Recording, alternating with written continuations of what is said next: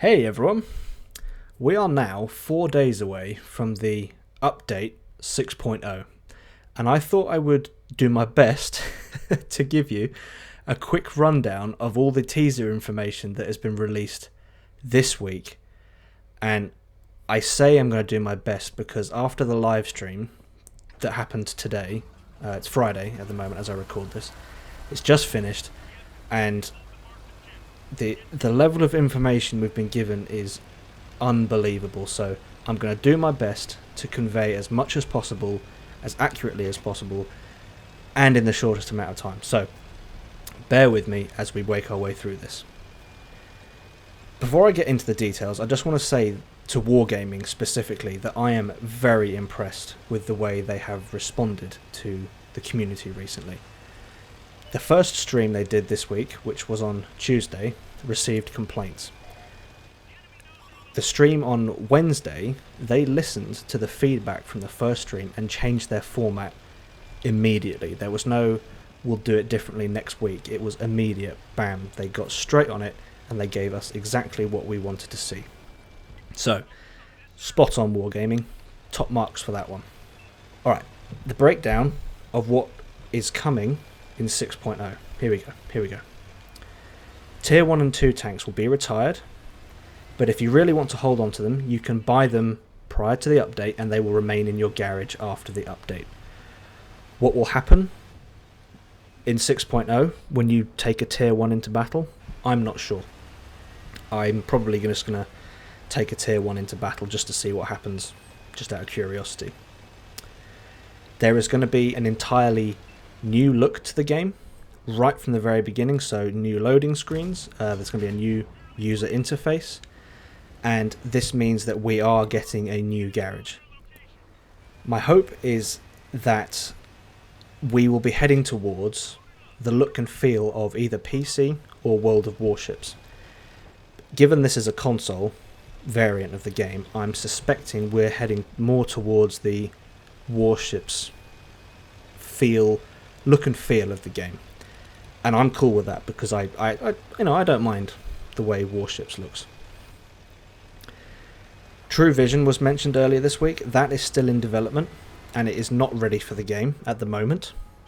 And yes, I hear some of you saying that it will never be ready for the game because you just don't like it. It still requires tweaking and further feedback from the community. The feedback that Wargaming's had so far from the community is that 1/3 of people love it, 1/3 of people didn't really notice it, and 1/3 of people absolutely despise it.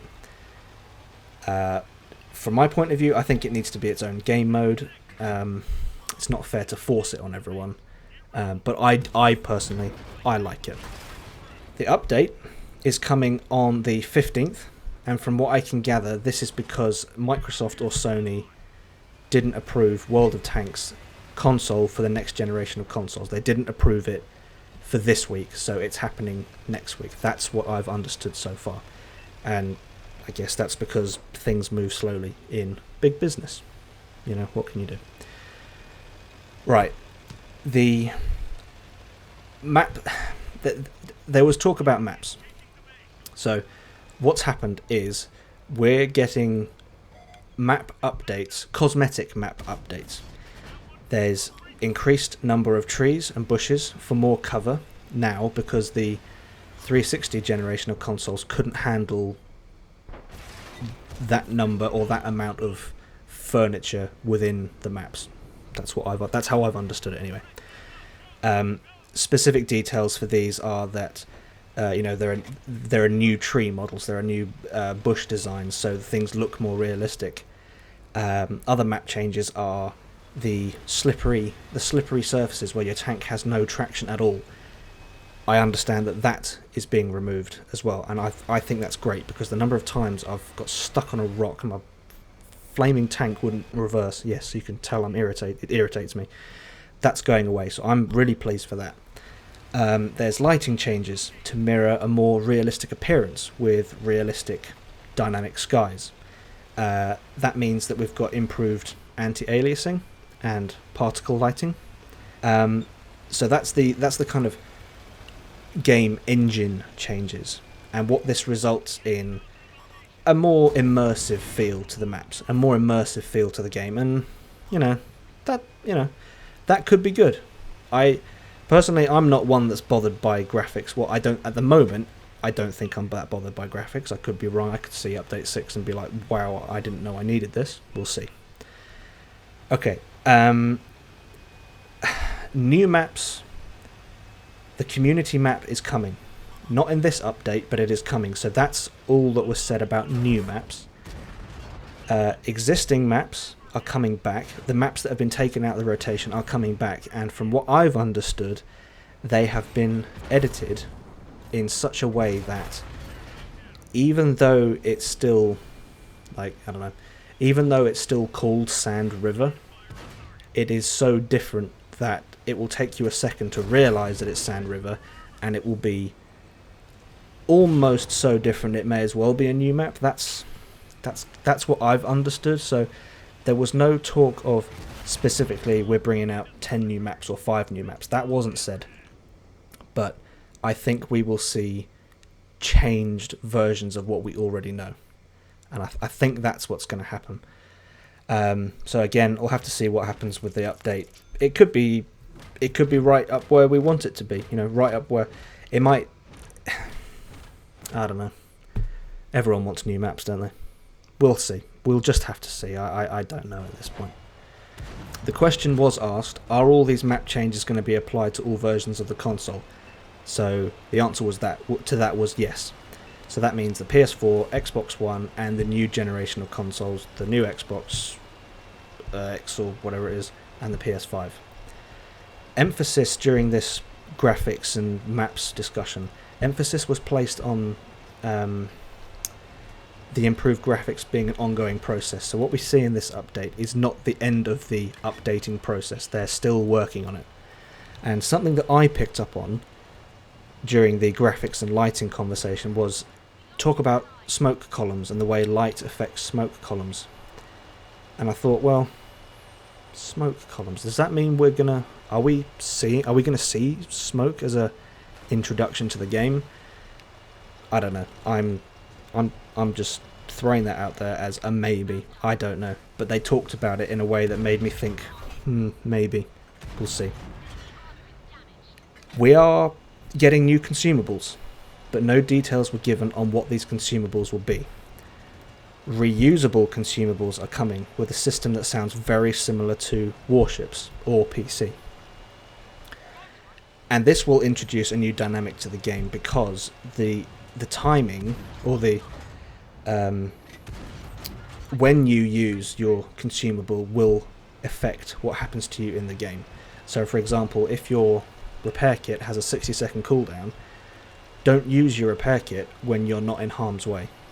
Let your tracks repair on their own, because 30 seconds later you might need your repair kit, and if you've used it 30 seconds prior, you've still got 30 seconds in your cooldown. So you have to be sensible, or you have to be thoughtful about when you use your consumables.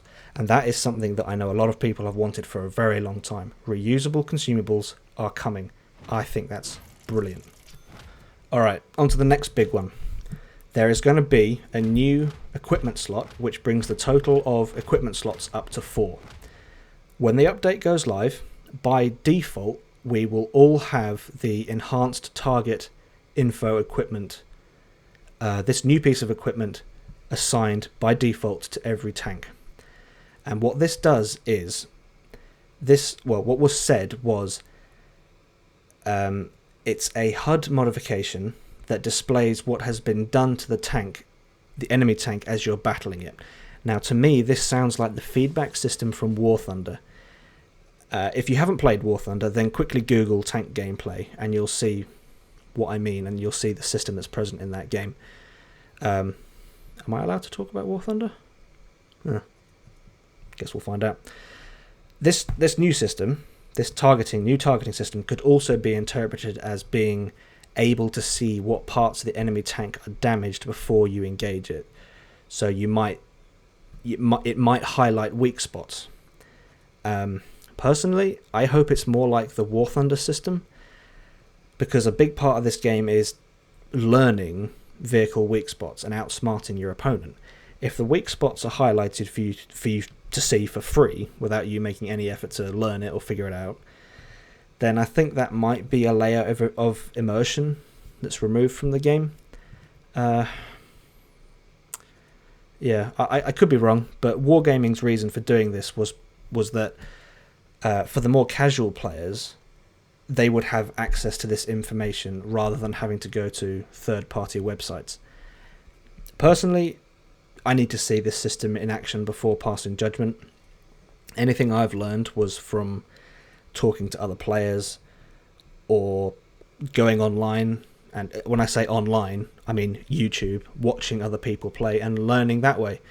I've never really used a third-party website to look up vehicle stats. I've always used the in-game system.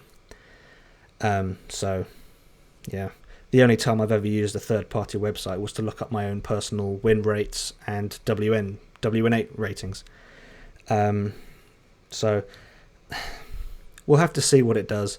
This new piece of equipment can be removed, and you can put another existing piece of equipment in there. So, for example, I can see this being very good for light tanks because you can add binos in conjunction with optics, as well as having two other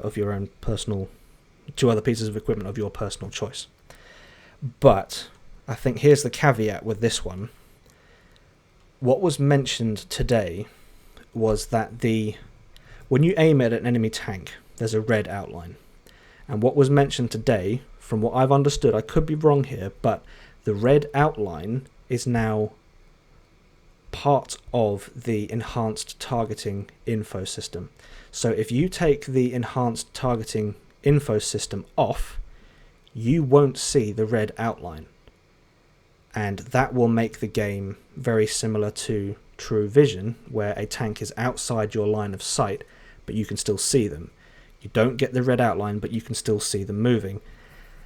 And the point that was made on the stream was that with the updated graphics to the maps, you could know that there's a tank hiding in the bush, but because you don't have the red outline, you don't know exactly where they are. So again, we're going to have to wait for the update to see how this will really affect the game. That's not a bad thing. I suppose it's not a bad thing, but it does depend on the other bits of on-screen, the HUD information that you're given with this targeting info system. Yeah, I can't say any more on it because I haven't seen it, so we'll just have to wait for the update to see how that will change the game. Alright, next up is the tank progression system. We are now moving to a linear vehicle progression system, and this sounds exactly like warships. So what I'm going to do here is on the screen, I'm going to just put up some warships footage in the port or garage, and I'll show the progression system there, where you have this linear bar from left to right at the bottom, and you have packages along this bar, and as you select each one, you have a choice of in warships it's increase your secondary armament, or increase your main battery range, or increase the time it takes for your ship to reach full speed. All these things, and you're not forced to take a specific one. You normally have a choice of 3. You can pick one of 3 to suit your playstyle. So we now have vehicle customization that could be unique to you as you play that particular tank. You don't have to take the speed boost if you're a more conservative player, that kind of thing. So I think this is changing the game up slightly, and this is going to be a new way to talk about tanks. It's not going to be you just use the top package all the time because that's the best one. What works best for you is now specific to you and what you choose to equip on your vehicle. Something else that's been taken out is, and this is the same in warships, if you purchase a piece of equipment but decide that you don't want to use it and you purchase another one of the 3 options, that previous piece of equipment is still purchased. It's still there. So if you then decide, oh, I've made a mistake, I want to go back, it's still there. You don't have to pay again. And also, the 10 gold charge that we have for getting your silver back for demounting equipment on a tank, that's been taken away as well. That's gone now. Alright. The next big thing. so much is going on. It's ridiculous. The next big thing is crews are now becoming commanders. This change is penalty free, so you will not lose any crew progression or any skills. The crew that you sign out with on Monday night will perform the same way it did when you log in on Tuesday morning. So you're not losing any of your skills. The commander that you had on Monday night will be the same as Tuesday morning when you've downloaded the update and you go into the game. The differences will be that, and this is what I've understood, is that commanders can switch between tanks from different nations. So, for example, your 17 skill Russian crew can now go into your German tanks. I could be wrong on that one. That's what I've understood. If I'm wrong, just let me know in the comments below.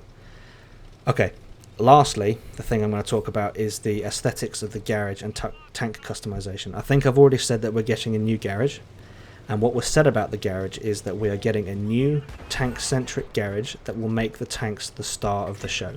That's close enough a quote from Jeff Gregg, I believe. And the last thing that I'm actually super excited about, because I saw this on one of Klaus's videos this week for the first time, and I've seen people talk about it before, and I thought, I don't know what they're talking about. What are they talking about? But then I saw it and I realised, whoa, that's cool. We are getting the 3D style system from PC.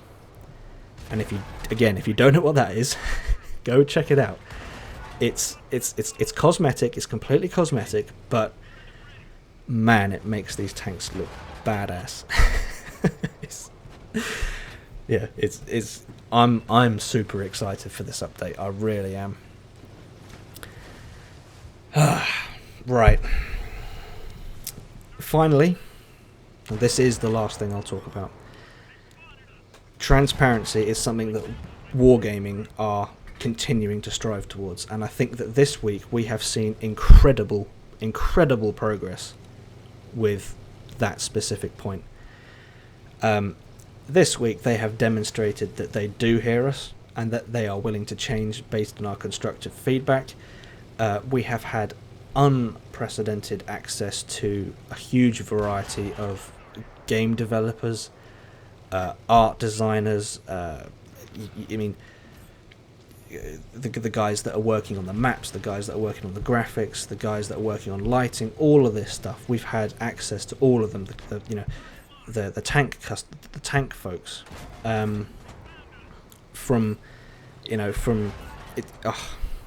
it's just been brilliant this week. Absolutely brilliant in my opinion. I cannot praise Wargaming enough for the progress that they have made in such a short space of time. Right.